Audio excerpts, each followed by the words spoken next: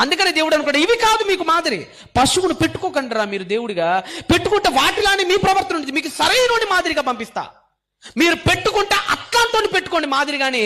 2025 సంవత్సరాల కిందట నెంబర్ 1 మాదిరిని మన లోకానికి పంపించాడు. ఎవరైనా ఆయన్ని మీరు అనుసరించండి. మీ జీవితాలు చాలిక. ఏ అమ్మాయిని తప్పుడుగా చూడడం, ఎవరిని చివరికి వేశ్యలో కూడా తల్లిని చూడగలుగుతాడు. శుంకరులు పాపులను కూడా దగ్గరకు తీసుకోగలుగుతాడు.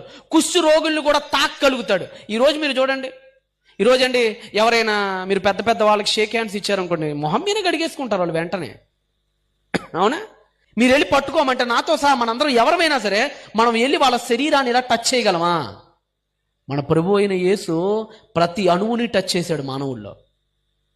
ఒక మాదిరి, ఈ లోకానికి దేవుడు పంపిన నిజమైన మాదిరి. ఎందుకంటే ఎవరిని ఫాలో అవ్వాలో తెలియక తర్జన భర్జనలు పడిపోతున్న ఈ